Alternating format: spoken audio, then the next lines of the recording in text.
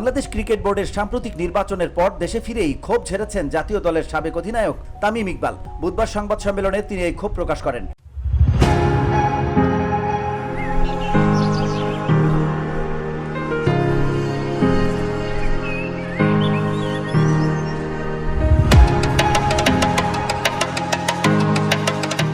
তিনি অভিযোগ করেন, এবারের বিসিবি নির্বাচন কোনোভাবেই স্বচ্ছ বা গণতান্ত্রিক ছিল না। তার ভাষায় এটা কোনো নির্বাচনই ছিল না। তামিম ইকবাল বলেন, আমার বক্তব্য পরিষ্কার, আমি নির্বাচন চেয়েছি, সিলেকশন নয়। যেভাবে সবকিছু ঘটেছে তাতে এটা নির্বাচন বলা যায় না। আমি দেশের বাইরে ছিলাম, তাই ই ভোট দেওয়ার আবেদন করেছিলাম। পরে মিডিয়ায় দেখি আমার ভোট নাকি কাস্ট হয়েছে। এটা সম্পূর্ণ ভুল। আমি সঙ্গে সঙ্গে ফেসবুকে পোস্ট দেই এবং নির্বাচন কমিশনকে ইমেইল করি। গতকাল তারা আমাকে জানিয়েছে আমার ভোট আদৌ কাস্ট হয়নি।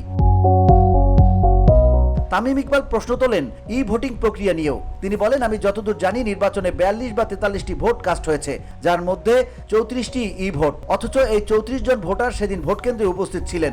আপনি যখন সকাল থেকে সন্ধ্যা পর্যন্ত সেন্টারে আছেন, তখন ই ভোটিং এর প্রয়োজনটা কি? যারা নির্বাচিত হয়েছেন তাদের প্রায় সবাই এইভাবে ই ভোট দিয়েছেন। এতে কি কিছু প্রমাণিত হয় না? বাংলাদেশের সাবেক এই দেশসেরা ওপেনার বলেন, আমি একা নির্বাচন করলেও পাস করতাম, কিন্তু আমি চেয়েছিলাম সঠিক প্রক্রিয়া নির্বাচন হোক। আমি নির্বাচন চেয়েছি, সিলেকশন নয়। VOD Bangla news desk.